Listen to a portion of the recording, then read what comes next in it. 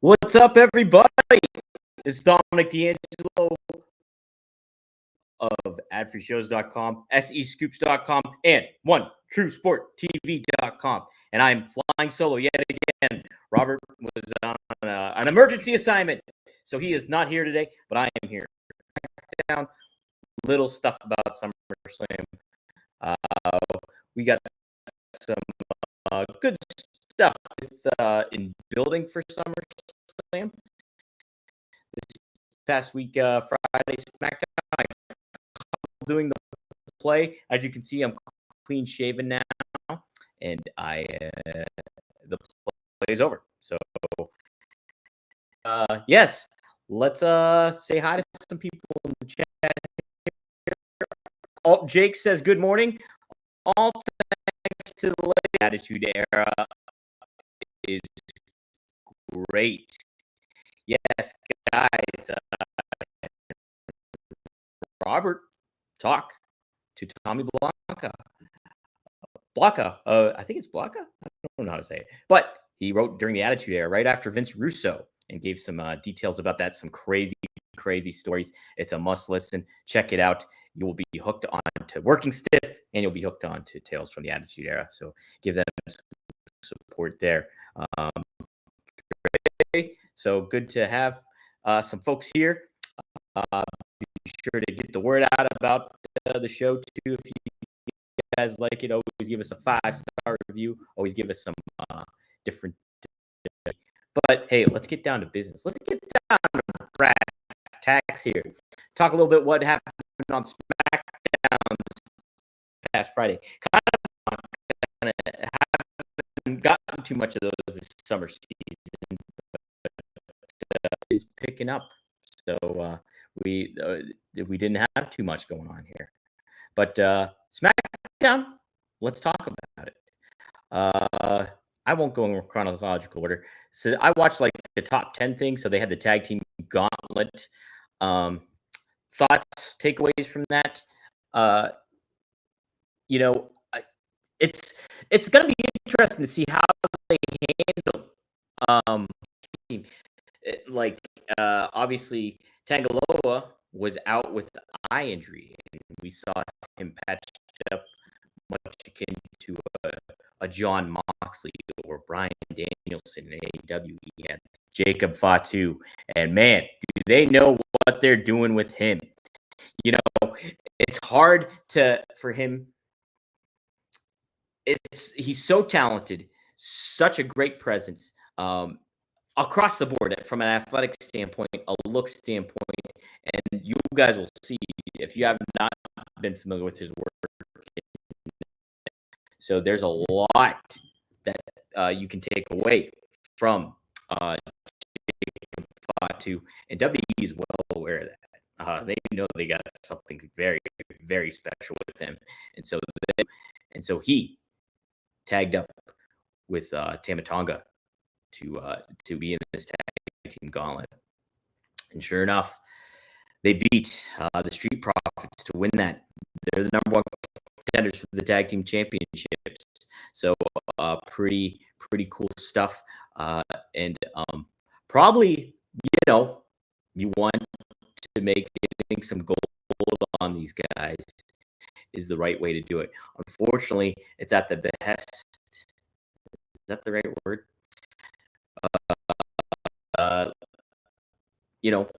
Looks that they're just going to be getting their asses beat, and boom. So it doesn't speak to maybe WWE really focusing too much with the tag division right now. The rumors are, or the reports are, that WWE has signed Motor City Machine Guns. We talked about that before, and it's are we choppy here? Let me see. Oh yes, that's right. My smoke detector is interfering more than get that thing fixed. It's out in the hallway, guys. I can't do anything about it.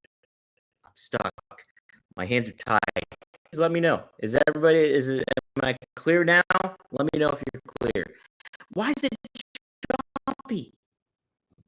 I'm even connected to the hardwired to the internet here. That is very strange. Why is my feed so choppy? Can you guys? Is it just my face? Can you hear me? Okay. I'm not sure. I don't want to leave because I can't fix that. I think if I damn you, Jeff Jarrett. Yes, I'm blaming Jeff Jarrett, Jake. I'm blaming Jeff Jarrett. Let me do a little quick check here. It's the voice. Dang it, the voice is it? Let me test the microphone. But guys, when it comes to what the tag team gauntlet did, it's a good filler time to kind of have that thing set up and making it. This was pre-taped, so it's a kind of a good thing to I think have happen on that. So I'm okay with that.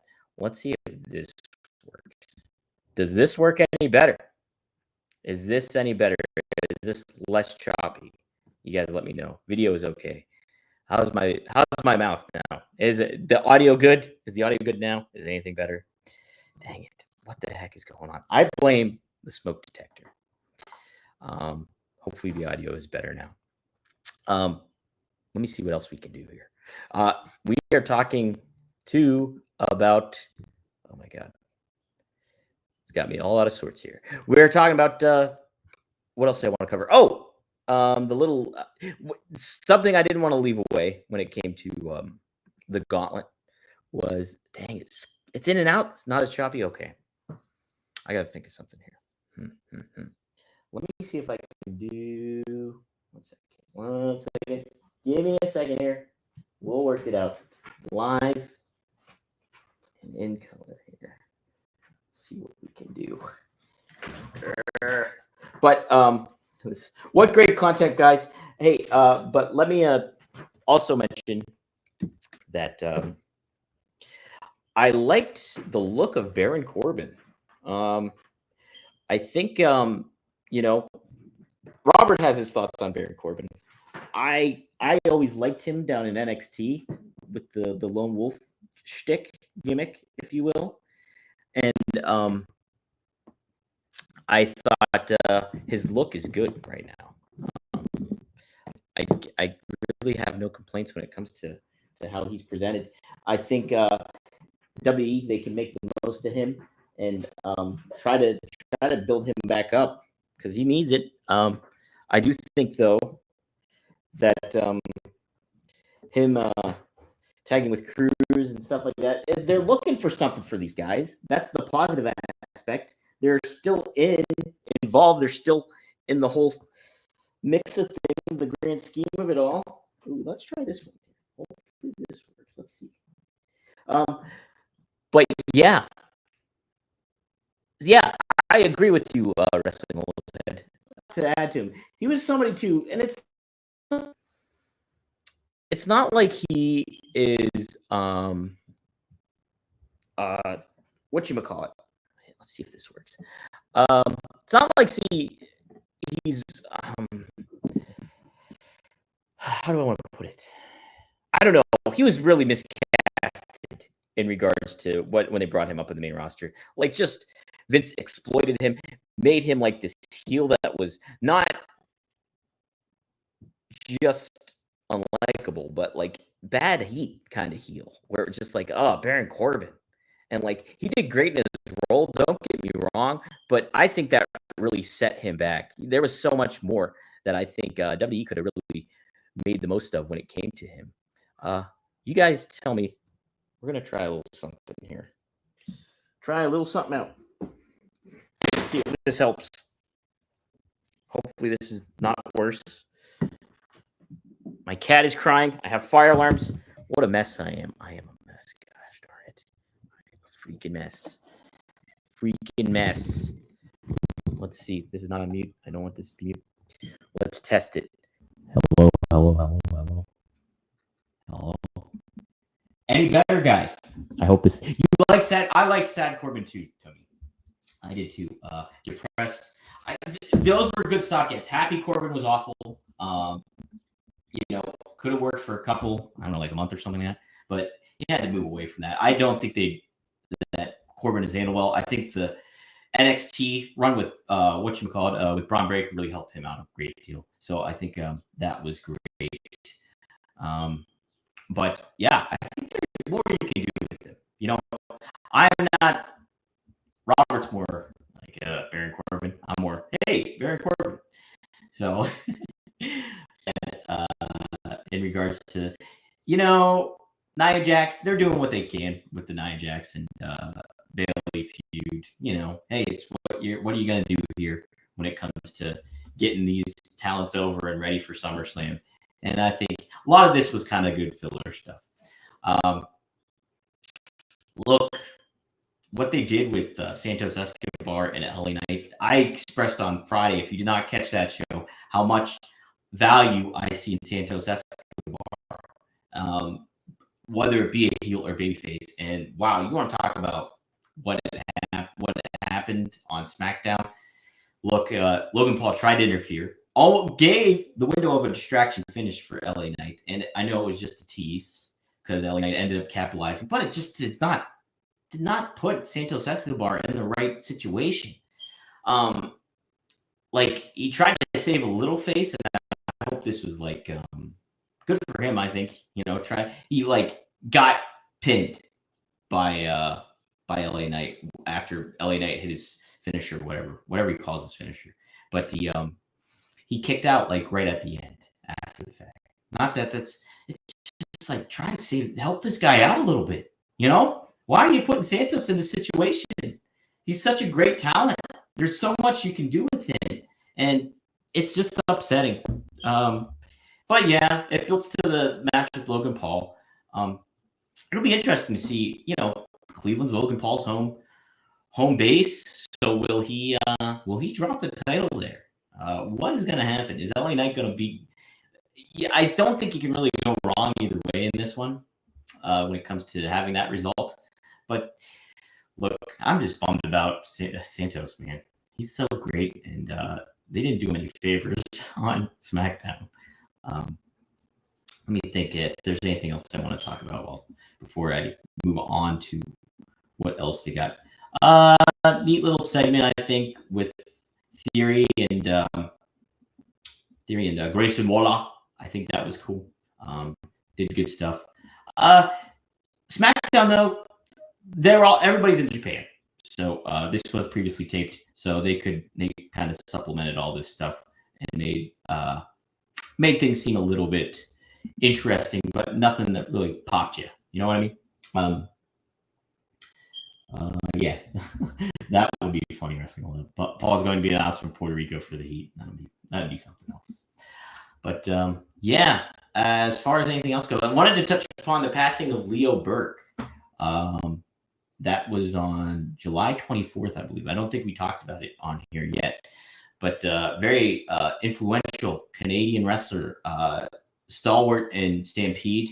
Also worked for what's the other name? There was another promotion up in Canada that he worked for that was associated with the NWA, and Bret Hart made some comments regarding Leo Burke, how much he learned from him, considered him a top 5 worker he's ever stepped in the ring with. Top 5.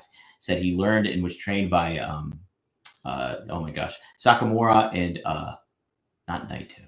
There's another name, obviously not Naito, but there's another name that he was trained by, and he gave credit to both them, but said he learned ring psychology and everything else basically from Leo Burke. And so I thought that was pretty cool. And guys, if you weren't aware of this too, Bret learned that finish from SummerSlam 1992 at Wembley with British Bulldog from Leo Burke. He did that in a match with him in Edmonton once. So just wanted to give my props out about Leo Burke and the legacy he left. Because, I mean, if you're an American wrestling fan like I was not aware of Leo Burke until I read Bret Hart's book and learned about him from that. So just another influential guy. Passed away at a nursing home, I believe, at the age of 76. So RIP to him. Let me think what else that I wanted to cover. We have W Raw tonight. Let's see what they got on Sci-Fi. Will you tune into Sci-Fi? I wonder if I have to change my sling for that. I probably do.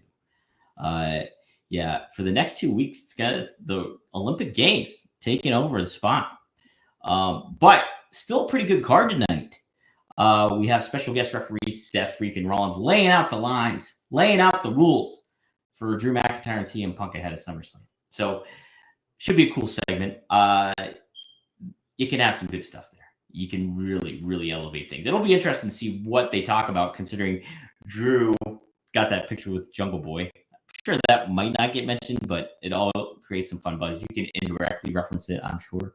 Punk's pretty good at doing that. So is Drew. So that should be pretty fun. Hey, we got a good singles match. Man, Gunther versus Finn Balor. Man, if they get the time to do some stuff with this one, this is going to be a fun one. I'm excited for that one. We got Xavier Woods taking on Karrion Kross. Look, I want to see stuff develop with these guys. You know, the Final Testament is kind of in the same situation as like almost the Pride was with Bobby Lashley and stuff. And the Pride beat them at WrestleMania. I think there's a lot of potential with these guys. When you have a Paul Ellering and when you have somebody like a Karrion Kross with Scarlett, this is all like feels like talent in waiting here that there should be taken advantage of and putting these guys and gals in more of a prominent position here. But you know, so Kross is taking on Xavier Woods one-on-one. Would like to see Kross win this, and because that would prompt some changes here for an act like Xavier Woods and the Final Testament. Yeah, right? Look at this. It's sad but true. Karrion Kross has so much potential. I really dig his YouTube promos. Yeah, he puts the extra work in to try to get his persona and character across. And you like to see that. And this is like, while he's still with WWE, he's still doing this stuff. He did this while he was on the Indies and kind of was one of the big proponents, the early proponents, like when you don't count somebody like a Zack Ryder or things like that. But him, Moxley, when they were both quote unquote free agents and doing New Japan, or like Mox was doing New Japan stuff, they took advantage of that. And Kross is such a good person to follow when it comes to that. So yeah, I want to see him really succeed in here. I think there's a lot of potential in there. You got to create this dynamic. And I know the troublesome aspect of that all is you have already kind of like this creepy rogue faction with the Wyatt Six. And so that's tough to combat with. But man, you kind of build these two factions in the right manner, you can create a lot of fun in this one. You know, and there's certain things that Karrion Kross is doing to Xavier Woods right now when it comes to family, Kofi Kingston, trying to create a wedge in between those two, that they could be laying a little bit of the groundwork for them being the next people to feud with the Wyatt Six. Now, will that be, you have to try to heat them up in the right manner, though. You have to make this a kind of a good build, because you want them to the level of a Wyatt Six. You want this feud to seem like it means something. And so WWE has to put the focus on the Final Testament. I would give Paul Ellering plenty of chance to talk. You know, why is he there? He's a legend. It's cool to have him in the mix. You got to give a reason why he's there. Give him some promo time. I hope they really start doing that. Make Scarlett such a focus. Man, could you imagine like stuff with Scarlett? The juxtaposition between her and Nikki Cross. Like we're getting teases of Nikki Cross on the promos and the vignettes and stuff like that. There's some stuff you can really get going here. I'm hoping they're laying the groundwork for some of that stuff, but we'll have to wait and see when it comes to that. Regards to what else did I want on Raw preview here? We got Sheamus versus Bronson Reed. Should be a hard-hitting match. Should be pretty cool. This is pretty interesting takeaways. The Creed brothers taking on the Alpha Academy, Akira Tozawa and Otis. So speaking of the Wyatt Six, we're gonna get a little Wyatt Six when it comes to that stuff. Like they're set.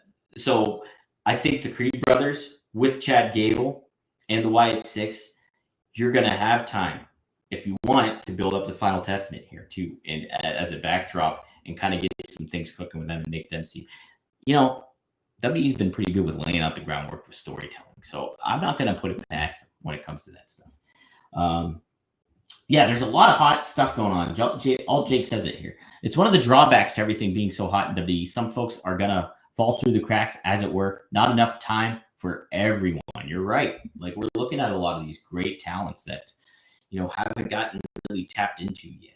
Yeah, they tried to do a little bit here with the Andrade in his match that he had last week on SmackDown against my my goodness, Carmelo Hayes.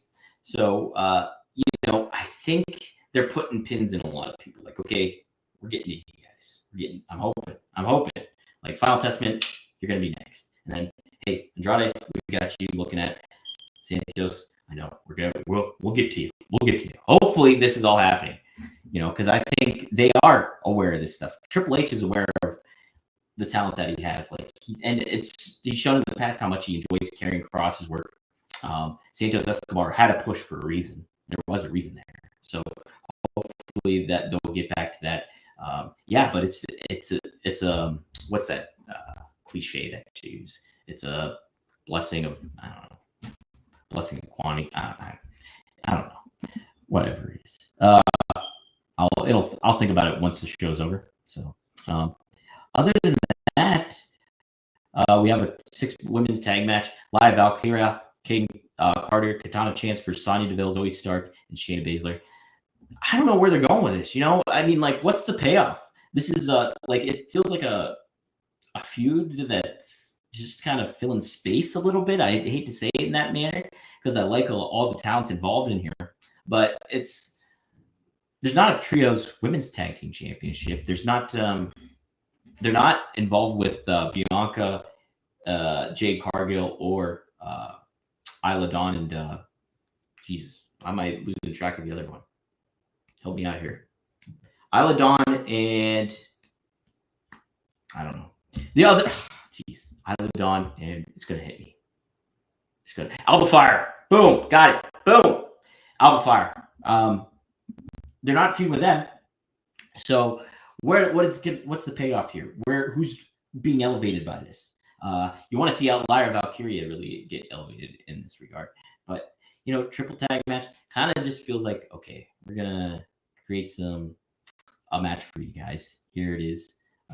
Is this kind of like the payoff for these guys? You got to think that it's going to be the ones to get elevated out of this is Starks, Baszler, and Sonya Deville, because I think, with how Deville's been highlighted over the past couple of weeks, that there's going to be more for her to come. I think they really want to get her back into the mix of everything and potentially make her look like a credible opponent for, the baby faces on Raw and stuff like that. And I don't think there's nothing wrong with that, I think, I would be up for this. Escobar and Andrade, future tag champs. Heels or baby faces? That's the thing. I think baby faces. Because, you don't. This heel thing has not worked with Escobar. Not to his own, I don't think. I just don't think they made the most of him feuding with Rey Mysterio and stuff like that. So I think turning him babyface again, and then in turn, you have Hector Garza and Carrillo, Humberto, Hector Garza. Oh my God, Angel Garza. You have those guys and Electra Lopez together, and so that elevates them. That makes them their own entity when you can create a new babyface star in Santos teaming up with Andrade, and boom, I think you got something going. Oh my gosh. I'm using Rick Smith's segue. And guys, if you want your PP to be a credible opponent, let me talk about Blue Chew. This episode is sponsored by Blue Chew. Let's talk about sex, guys. Remember the days when you were always ready to go? Now you can increase your performance and get that extra confidence in bed. Listen up, BlueChew.com. Blue Chew is a unique online service that delivers the same active ingredients as Viagra, Cialis, and Levitra in chewable tablets and at a fraction of the cost. You can take them anytime, day or night, so you can plan ahead or be ready whenever an opportunity arises. The process is simple. Sign up at BlueChew.com, consult with one of their licensed medical providers, and once you're approved, you'll receive your prescription within days. The best part, it's all done online, so no visits to the doctor's office, no awkward conversations, and no waiting in line at the pharmacy. Blue Chew tablets are made in the U.S. of A. Hacksaw Jim Duggan, and prepared and shipped direct to your door in a discreet package. You could be missing out on the best sex of your life.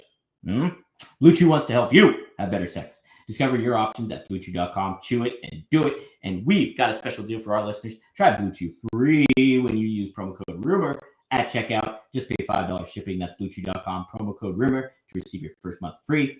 Visit BlueChew.com for more details and important safety information. And we thank Blue Chew for sponsoring the podcast. And thanks, Rick Smith, for the good segue. What else do I want to cover today? I'm trying to think what I haven't talked about here since on Friday. Let's see. What is it? Ooh, John Cena in The Simpsons, guys. That's kind of cool.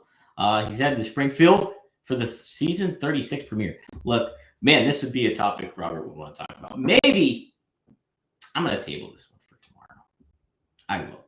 For the sake of Robert, yes, he's a big Simpsons fan. I'm a big Simpsons fan. Let's table that one. We're going to wait on that one. Oh, yeah, AEW Collision Battle of the Bells. Thanks, Rick. Jeez. New producer of the show, Rick Smith.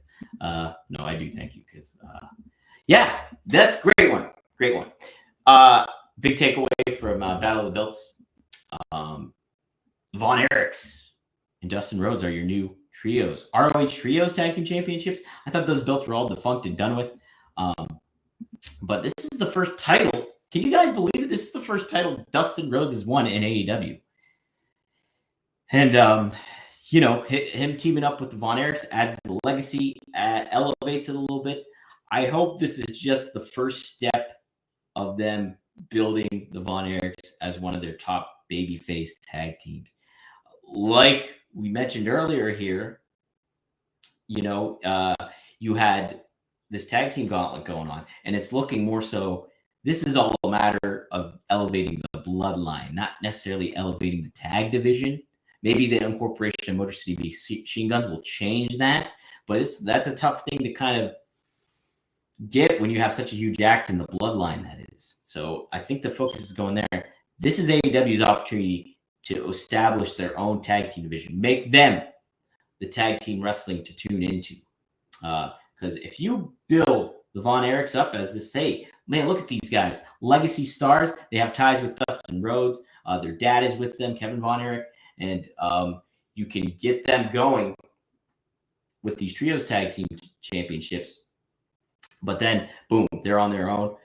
Dustin becomes like just a friend, an ally in certain ways when they're going up against maybe some heels like the Young Bucks, or they're going up against heels like maybe a fresh heel turned Acclaimed. I think it's time for them either to break up. I'm more on them breaking up than I am them staying together, whether that's heels or faces.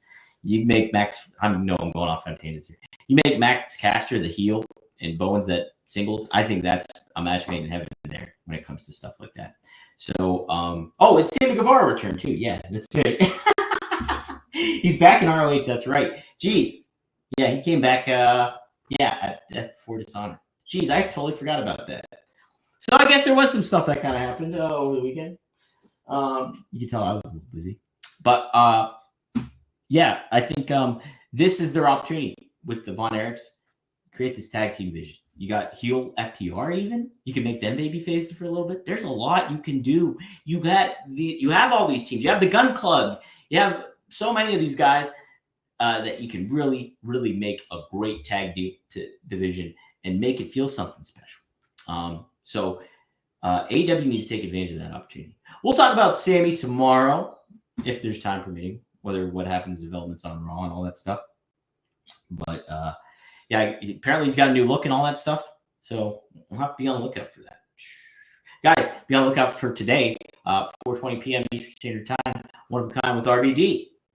Me and Rob, we talk about Mike Awesome in depth. We talk about a dream match that could have happened with him and Scott Hall that never came to be really. And then we cover a lot of other ground too. So it's a very, very fun episode. You get chock full of information on that one. So it's a good, hefty episode. You guys will enjoy it. Tune in, subscribe, like rvdtv.com, and give us 5 stars on there on Spotify and iTunes. We really want to help build the audio numbers up on that one because it's such a great show. I want to get more ears and more eyes on One of a Kind with RVD because, man, it is one of a kind perspective. It's such a fun show. I love everybody that joins in live for those recordings too.